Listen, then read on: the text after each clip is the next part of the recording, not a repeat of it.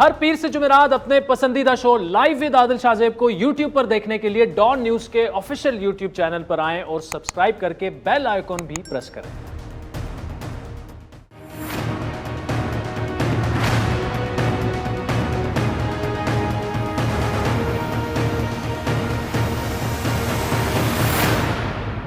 السلام علیکم، میں ہوں عادل شاہ زیب۔ آج ادارہ شماریات نے مہنگائی کے حوالے سے نمبر جاری کیے ہیں جو انتہائی پریشان کن ہے۔ افراط زر کی شرح 2008 کے بعد پہلی بار بلند ترین سطح یعنی 11.5% تک پہنچ گئی ہے، اور اس سے بھی زیادہ پریشان کن بات یہ ہے کہ یہ فگرز اس وقت بیورو آف اسٹیٹسٹکس کی ویب سائٹ سے جو ہیں وہ ہٹا دیے گئے ہیں، لیکن گورنمنٹ کا ورژن یہ ہے کہ کل چونکہ یکم ہے اور یکم سے پہلے یہ فگرز جاری نہیں کیے جاتے تو کل یہی فگرز جو ہیں دوبارہ پبلش کر دیے جائیں گے۔ لیکن یہ اور بھی پریشان کن بات ہوگی اگر آج جو فگرز جاری کیے گئے کل وہ آنے والے اگر کل جو پبلش کیے جاتے ہیں اس سے کچھ تھوڑے بہت اگر ڈیفرنٹ ہوئے۔ دوسری جانب آج کابینہ کے اجلاس میں وزیراعظم عمران خان نے اگلے 3 ماہ کو اہم قرار دیتے ہوئے کسی بھی وفاقی وزیر کو بیرون ملک جانے سے منع کر دیا ہے۔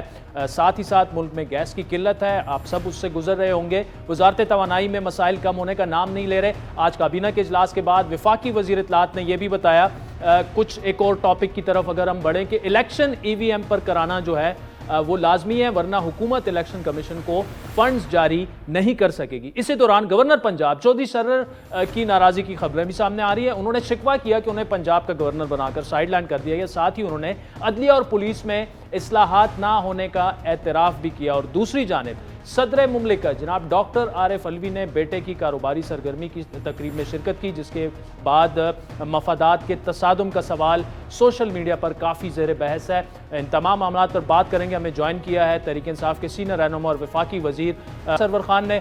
سرور خان صاحب، آج پہلا کوشچن تو آپ سے یہی ہوگا کہ آج وزیراعظم صاحب نے یہ کہا کہ جی آئندہ 3 ماہ تک، کیونکہ کافی اہم ہے آئندہ 3 ماہ، اور وفاقی وزراء جو ہیں بغیر اجازت ملک سے باہر نہیں جا سکتے۔ وجہ کیا تھی اس کی، کیا کہا وزیراعظم صاحب؟ بالکل انہوں نے یہ ہدایات دی ہیں کہ کوئی بھی منسٹر اگلے 3 ماہ باہر نہیں جائے گا، اور یہ پہلی بار نہیں کہا، یہ 3.5 سالوں میں یہی کچھ کہتے آ رہے ہیں۔ ہر 3 ماہ بعد 4 ماہ بعد وہ یہی کہتے ہیں کہ اپنے کام سے کام رکھیں اور باہر توجہ کم دیں، باہر دورے کم کریں، اور ساتھ اپنا بھی بتاتے ہیں کہ مجھے بھی بہت سارے فورمز پہ ایڈریس کرنے کے لیے بلایا جاتا ہے، بہت سارے ممالک میں مجھے بھی انویٹیشن آتی ہے، سربراہ مملکت کی انویٹیشن آتی ہے، وزراء اعظم کی انویٹیشن آتی ہے، اور میں کوشش کرتا ہوں کہ جو اوائڈ کیا جا سکے اس سے اوائڈ کرتا ہوں، اور ملک میں ہی رہ کے ملکی مسائل اتنے ہیں، ملک کے اندرونی مسائل، ملک کے بیرونی مسائل کے پریزنس جو ہے زیادہ ضروری ہے ملک کے اندر، تو اس لیے آپ بھی رہیں۔ اچھا خان صاحب، آپ چونکہ خود پیٹرولیم منسٹری میں رہ چکے ہیں اور آپ کا ٹینیور ایسا تھا کہ کوئی بڑا سکینڈل ہم نے نہیں دیکھا، لیکن اس وقت ملک میں گیس کی شدید قلت ہے، اور اس کی ایک بڑی وجہ جو خود فائنانس منسٹر صاحب تسلیم کر چکے ہیں کہ بروقت LNG کی معاہدے نہ کرنا تھے، کارگوز نہ منگوانا تھا۔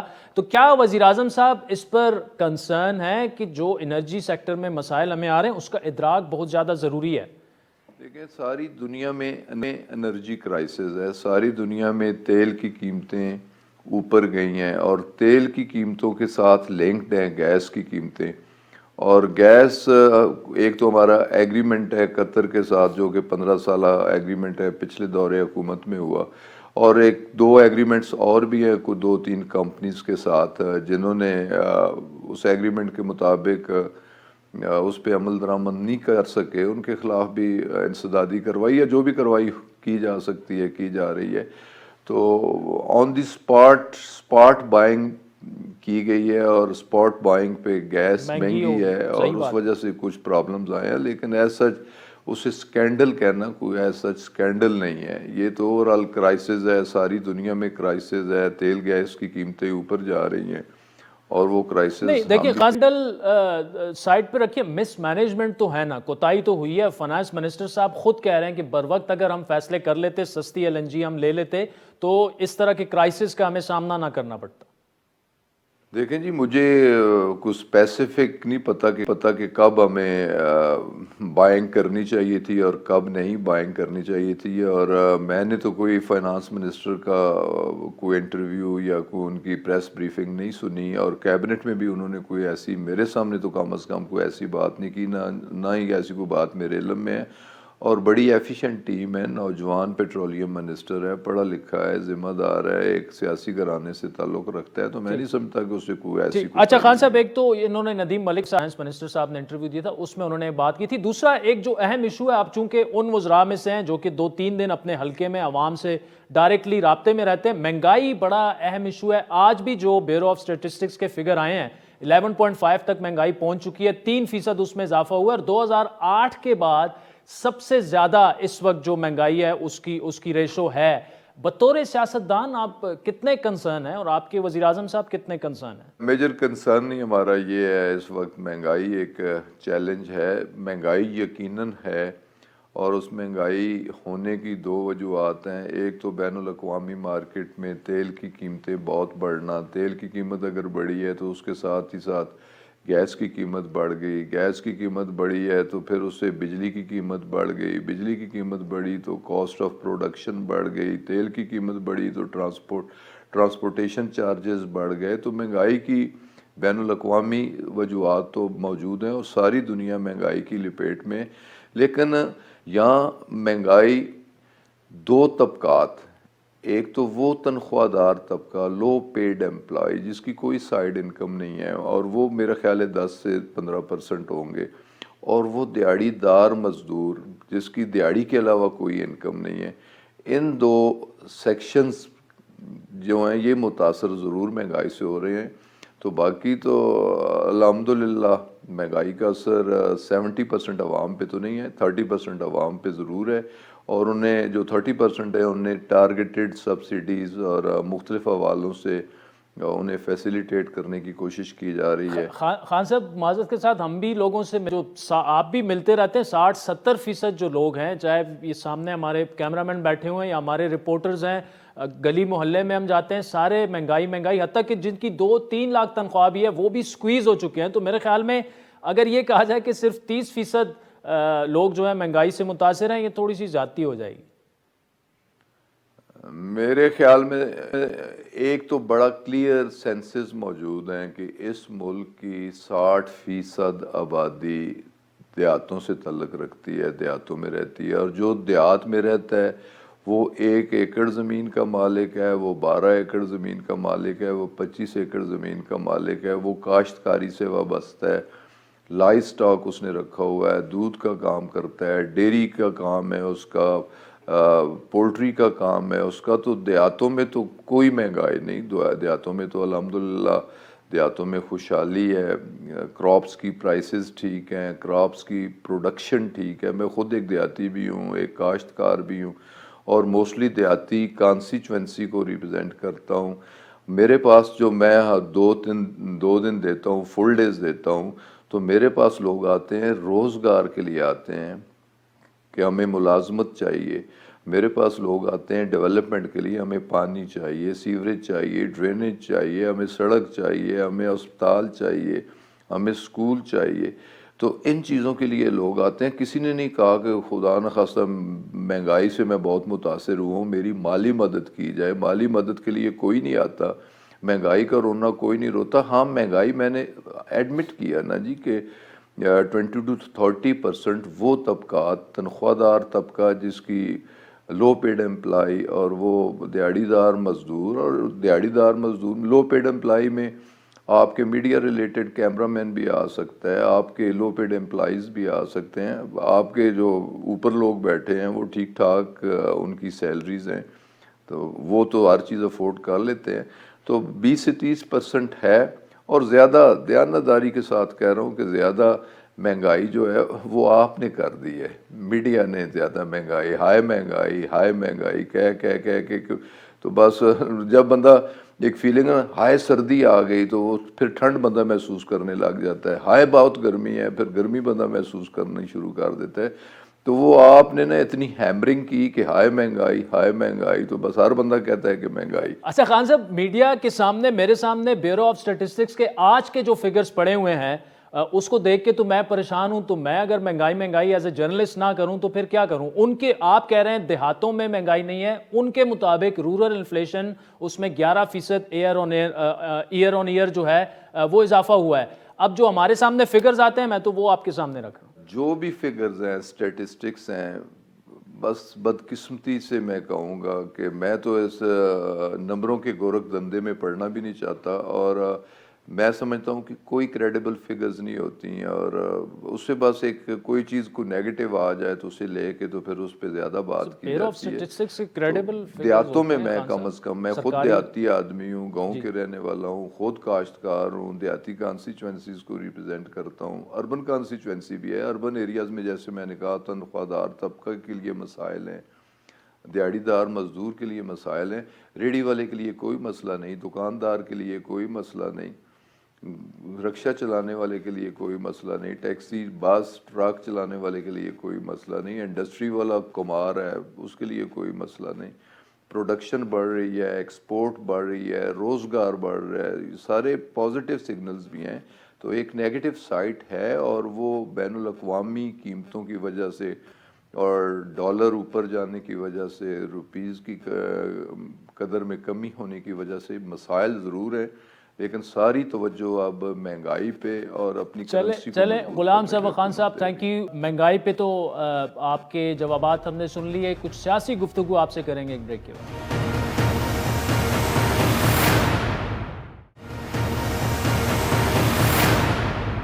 ویلکم بیک ناظرین. غلام سرور خان صاحب پاکستان تحریک انصاف کے سینئر رہنما وفاقی وزیر ہمارے ساتھ موجود ہے. خان صاحب، گورنر پنجاب نے گلہ یہ کیا ہے کہ جی مجھے گورنر بنا کر سائیڈ لائن کیا جا رہا ہے اور پارٹی شخصیات کے پیچھے بھاگتی رہی ہے.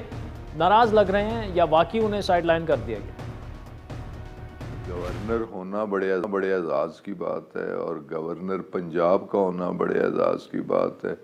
تو مجھے نہیں سمجھ آتی، میں نے کوئی ان کی ایسی سٹیٹمنٹ نہیں دیکھی. کہیں انہوں نے بیٹھ کے کسی نجی محفل میں ہو سکتا ہے کوئی ایسی بات میڈیا ٹاک، لیکن ایک ذمہ دار آدمی ہے، سمجھدار آدمی ہے، تو میرا نہیں خیال کہ کوئی ایسی بات انہوں نے کی ہو یا ایز سچ ان کی کوئی فیلنگ ہو کہ سائیڈ لائن کر دیا گیا ہے. گورنر انہیں آفر کیا گیا ہے، اور انہوں نے یہ عہدہ انتہائی ذمہ داری کے ساتھ اس سے عہدہ برآ بھی ہو رہے ہیں اور اسے قبول بھی کیا ہے، تو ایسی کوئی بات میں نہیں سمجھتا. اچھا خان صاحب، پریزیڈنٹ نے عارف الوی صاحب نے اپنے بیٹے کی الوی ڈینٹل کلینک اور کوئی معاہدہ ان کا ایک US فرم سے ہو رہا تھا نجی، انہوں نے اس میں شرکت کی اور بڑی ان پر اعتراض یہ ہوا کہ جی بطور صدر مملکت انہیں شرکت نہیں کرنی چاہیے تھی، کانفلکٹ آف انٹرسٹ ہے، اور ان کی ویب سائٹ پہ ابھی تک بطور ممبر الوی صاحب کا نام بھی ہے.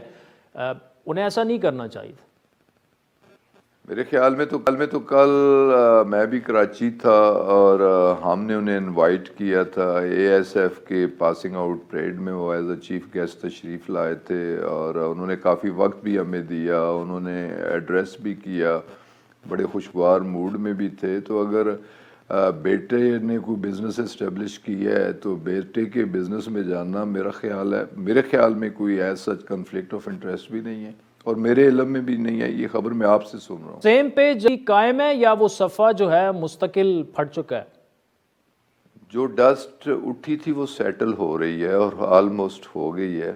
تو الحمدللہ پاکستان کے مفاد میں یہی ہے کہ اداروں کے مابین اچھی ہم آہنگی ہو، اور اداروں کے درمیان بدگمانی ہونا یا اس طرح کی مس انڈرسٹینڈنگ ہونا وہ ملک کے لیے نقصان دہ ہے. تو الحمدللہ چیزیں ٹھیک ڈگر پہ چل رہی ہیں. اور جتنی تھوڑی بہت خان صاحب ڈسٹ ہو چکی ہے وہ کسی نے کردار ادا کیا یا خود ہی سیٹل ہوئی ہے؟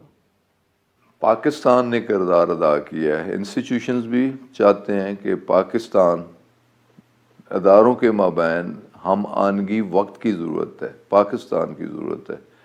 تو ہر سائٹ کی یہ ضرورت ہے کہ پاکستان کو ڈی سٹیبلائزیشن سے بچانے کے لیے، پاکستان کو آگے لے جانے کے لیے اداروں کے درمیان افہام و تفہیم ضروری ہے، ہم آہنگی ضروری ہے، ہارمنی ضروری ہے.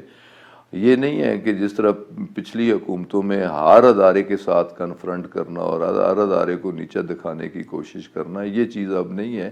اب تو ہر چیز بیٹھ کے ڈسکس ہوتی ہے، اور ڈسکس کر کے اسے اس کا کوئی نہ کوئی حل نکالا جاتا ہے، اور وہ حل چلیں Ghulam Sarwar, thank you so much for joining us. ناظرین وقت تو چاہتا ہے ایک بریک کا، جس کے بعد سردار ریاض صادق صاحب ہمیں جوائن کریں گے ہمارے ساتھ.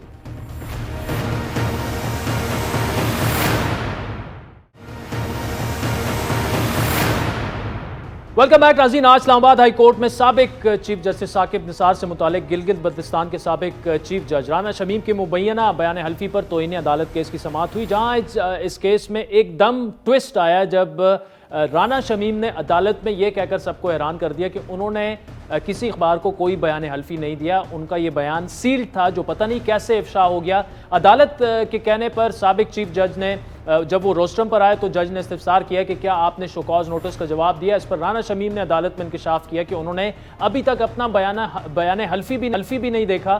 چیف جسٹس نے رانا شمیم سے استفسار کیا کہ کیا آپ نے ابھی تک اپنا ہی بیان حلفی نہیں دیکھا، آپ کا بیان حلفی کسی مقصد کے لیے ہوگا یا کسی کیا اخبار کے لیے دیا تھا. اس سوال پر رانا شمیم نے بتایا کہ میرا بیان حلفی سیلڈ تھا، صرف خاندان کے پاس تھا، پتہ نہیں وہ کس طرح لیک ہو گیا. چیف جسٹس مسٹر جسٹس اطہر من اللہ نے کہا کہ آپ نے 3 سال بعد بیان حلفی دیا، آپ نے کسی مقصد کے لیے لندن میں دیا ہوگا، یہ آپ کا بیان حلفی ہے یا نہیں، وہی آپ نے جواب میں لکھنا ہے. نہ صرف اس عدالت بلکہ تمام ججز کو آپ کے بیان حلفی نے مشکوک بنا دیا ہے. یہ سنگین توہین عدالت ہے. عدالت نے ماضی میں کوشش کی کہ عوام کا اعتماد عدلیہ پر بحال ہو. چیف جسٹس کے مطابق آپ بتائیں کہ بیان حلفی آپ کا ہے یا نہیں. ثاقب نثار سے متعلق بیان حلفی دینے والے رانا شمیم نے اسلام آباد ہائی کورٹ میں حیران کن بیان دیتے ہوئے کہا کہ جس نیوز پیپر میں خبر چھپنے کے بعد مجھ سے رابطہ کیا تھا، میرا بیان حلفی بند تھا، میں نے ان کو بیان حلفی کی کاپی نہیں دی. مسٹر اطہر من اللہ نے استفسار کیا کہ اگر بیان حلفی سیلڈ تھا تو پھر اخبار کو یہ بیان حلفی کیسے ملا. رانا شمیم نے جواب دیا کہ مجھے نہیں معلوم کہ جو بیان حلفی اخبار میں رپورٹ ہوا وہ کون سا ہے، میں پہلے اسے دیکھ لوں، 12 دسمبر کے بعد کی تاریخ رکھ لیں تو میں کافی ایزی ہو جاؤں گا، اس سے پہلے اصلی بیان حلفی نہیں آ سکے گا. عدالت نے 7 دسمبر تک رانا شمیم کو اصل بیان حلفی اور شوکاز نوٹس کا جواب جمع کرانے کا حکم دیتے ہوئے سماعت ملتوی کر دی. ساتھ ہی ہائی کورٹ نے آج کی سماعت کا تحریری حکم نامہ جاری کرتے ہوئے کہا کہ اٹارنی جنرل، دفتر خارجہ اور پاکستانی سفارت خانہ بیان حلفی منگوانے میں معاونت کے لیے رانا شمیم سے رابطے کریں. عدالتی حکم نامے میں مزید اہم بات یہ ہے کہ آئندہ سماعت پر بیان حلفی کی عدم پیشی بیان حلفی کی عدم موجودگی کے خیال کو تقویت دے گی. اس تمام معاملے پر بات کریں گے سابق چیف جج رانا کے صاحبزادے احمد حسن رانا سے، جبکہ آگے چل کر سردار ریاض صادق صاحب بھی ہمیں جوائن کریں گے. حسن رانا صاحب، آج آپ کے والد صاحب نے یہ کہا کہ بیان حلفی تو انہوں نے دیکھا ہی نہیں ہے، وہ تو سیلڈ ہے، انہوں نے میڈیا کو نہیں دیا، تو یہ جو میڈیا میں لیک ہوا وہ اس سے کیا بالکل لا علم تھے؟ یہ بیان حلفی آپ کے خیال میں میڈیا کے پاس کیسے پہنچا؟ جی میں پھر سے کلیئر کر دوں سب سے پہلے کہ جی ایک تو اس میں لیڈنگ کاؤنسل جو ہیں لطیف افریدی صاحب ہیں. ٹھیک ہے. تو مجھے تو والد صاحب نے کورٹ میں حکم دیا کہ آپ جائیں، انہیں باہر سے لے کے آئیں. میں تو ان کا باہر ویٹ کر رہا تھا، وہ سپریم کورٹ میں کیس میں بزی تھے تو وہاں سے لیٹ ہو گئے. اس دوران کیس کال ہو گیا تو کورٹ پروسیڈنگ میں تو جو بھی ہوا ہے اس کے بارے میں مجھے نہیں پتا کہ اندر کیا پوچھا گیا. ان کے پینل پہ ہوں، پینل ٹیم میں ہوں میں. نہیں لیکن بتائیے گا کہ آپ کے والد صاحب کے بقول ان کا بیان حلفی سیلڈ ہے، لاکر میں ہے، تو پھر یہ میڈیا کے پاس کیسے پہنچ گیا؟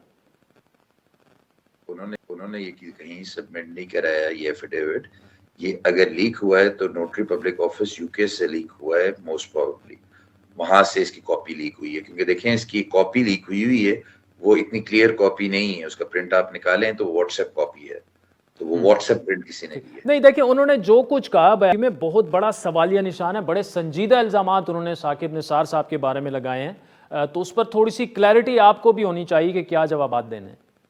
ان کی ساخت تب کو جھٹکا لگتا ہے نا کہ اگر وہ اپنے بیان حلفی سے مکر جاتے. ٹھیک، وہ مکرے تو نہیں آج، انہوں نے تو کہا کہ ہم سٹینڈنگ بائی اٹ، میرے بلکل کیا ایگزیکیوٹ، اور وہ انگلینڈ میں پڑا ہے، مجھے یہ بتایا گیا کورٹ میں. اچھا، آج اٹارنی جنرل نے کہ تمام معاملے میں رانا شمیم کا اہم کردار ہے، اس کے بعد میڈیا کا ہے، اور ان کے بقول رانا شمیم پر فوکس رکھنا چاہیے، آپ کیا کہیں گے اس پر؟ اٹارنی جنرل صاحب تو اسٹیٹ کو ریپرزینٹ کر رہے ہیں، اور اسٹیٹ کا تو آپ کو پتہ ہے ان کی چیخیں نکل چکی ہیں، کیونکہ بڑے تانے بانے اسٹیٹ سے جا کے ملتے ہیں کہ گورنمنٹ کس طرح فارم ہوئی تھی لاسٹ، تو اس لیے ان کو شاید ان کی چیخیں زیادہ نکل رہی ہیں. تو انہوں نے اٹارنی جنرل صاحب کو انسٹرکشنز دی ہوئیں گے کہ آپ نے اس کیس کو ہارڈلی کنٹیسٹ کرنا ہے. وہ اپنی ڈیوٹی پرفارم کر رہے ہیں، مجھے ان سے کوئی گلہ. اچھا، ایفیڈیوٹ واپس لانا آپ کوئی کردار ادا کریں گے آپ کے والد صاحب؟ مطلب میرے آنے جانے کی کوئی ضرورت نہیں ہے. وہ تو اگر میرے والد صاحب کے پاس مینز ہیں وہ خود بھی جا سکتے ہیں, وہ کسی کو کہہ بھی سکتے ہیں جا کے لے آئیں. اس میں کیا ایسی بڑی بات ہے جی؟ That is not even an issue, I think. اچھا, کیا آپ نہیں سمجھتے کہ رانا شمیم صاحب نے جو الزامات لگائے, اب معاملہ چونکہ سب جوڈیس ہے, کورٹ میں ہے, اس معاملے کو لے کر نون لیگ عدالت نہیں جا رہی, اس کی کیا وجہ ہو سکتی ہے؟ کیونکہ جج صاحب جو کہہ رہے ہیں وہ تو نون لیگ کو سوٹ کرتا ہے, اور یہی بات عدالت میں کل بھی جو ہے وہ زیر بحث آئی. دیکھیں نون لیگ کا تو اس میں بڑا سٹانس کلیئر ہو گیا ہے ماشاءاللہ, کہ انہوں نے کہا تھا کہ ہمیں صرف جسٹس چاہیے. تو وہ تو اگر اس پہ پالیٹکس نہیں کر رہے تو we are very kind, I think we should be very obliged to them.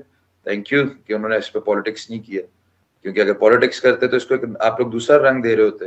انہوں نے اپنے آپ کو اس سے بالکل ریفرین کر لیا. انہوں نے کہا جی یہ کورٹ ہے, کمپیٹنٹ کورٹ ہے, وہ ڈیسائیڈ کرے گی. اچھا, آپ کے والد صاحب کہ یہ بیان حلفی آپ کے گرینڈ سن, مطلب آپ کی شاید بہن کے بیٹے کے پاس بھی تھا؟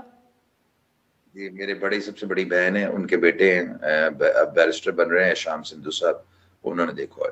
یہ بھی امکان ہے کہ ان سے کسی طرح لیک ہو گیا ہو یہ بیان حلفی؟ نہیں جی, ان کی اتنی مجال ہی نہیں ہے. میری ہمت نہیں ہے کہ اپنے والد صاحب سے کوئی سوال کر سکوں, اور ان کی آپ کہہ رہے ہیں اتنی مجال ہے کہ وہ لیک کر دیں. اس نے اپنی جان کی مان پائے گا کہ اگر نہ ابو. احمد حسن رانا صاحب, thank you so much for joining us. ناظرین, وقت تو چاہتے ہیں ایک بریک کا, جس کے بعد ایاز صادق صاحب سابق اسپیکر اور نون لیگ کے سینئر رہنما میں جوائن کریں گے. اسی موضوع پر ان سے گفتگو آگے بڑھائیں گے.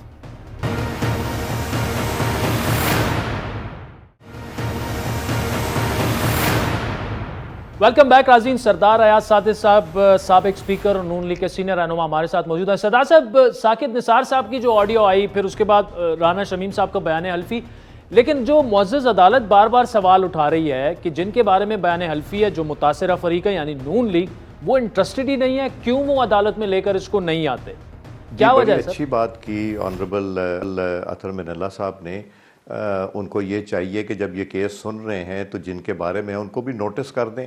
ارشد ملک صاحب کا کیس بھی تو میرا خیال ہے اسلام آباد ہائی کورٹ میں ہے نا جی, جو پٹیشن موو ہوئی تھی, تو اس کے اوپر کیا ہوا شاہ زیب صاحب, ذرا اس پہ کوئی روشنی ڈالیں گے آپ؟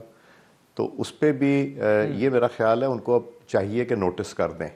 اور عدلیہ کی جو جن لوگوں نے یہ رول پلے کیے ہیں عدل کی کرسی کے اوپر بیٹھ کے, اگر ان کا رستہ نہیں روکا جائے گا اور ان کو کیفر کردار تک نہیں لے جایا جائے گا تو بدنامی تو پھر سب کی ہوگی. اور جو سب کی اگر جوڈیشری کی بدنامی ہو تو یہ کو پاکستان کے لیے اچھا نہیں ہے. اور آپ بھی جانتے ہیں انٹرنیشنل کمیونٹی ہمارے بارے میں ہمیں کس لیول پہ 130th یا 31st پہ رکھا ہوا ہے, جو کہ ہمارے لیے کوئی فخر کی بات تو نہیں ہے. تو اس لیے اگر وہ یہ چاہتے ہیں کہ اس کا ہو تو بہتر یہی طریقہ ہے کہ آپ نوٹس کر دیں فریقین کو. اور میں تو بلکہ یہ کہوں گا یہ ذرا ساری چیزوں کو کلب کیوں نہیں کر دیتے, جو ارشد ملک صاحب کا ہے وہ بھی, جو ان صاحب کا ہے یہ بھی, جو ثاقب نثار صاحب کا ہے وہ بھی, ان کی ریکارڈنگ جو ہے وہ بھی, اور اس کی فورینزک کرائی جائے, اور فورینزک کرا کے اس کا جواب لیا جائے کہ جی یہ فورینزک اوتھینٹک ہے نہیں ہے, اور جس کمپنی نے کیا ہے اس کمپنی کو لیا جائے. اور honourable former chief justice Saqib Nisar صاحب جو ہیں ان کو بھی اپنی کلیریفیکیشن پیش کرنی چاہیے اس ایشو میں بھی.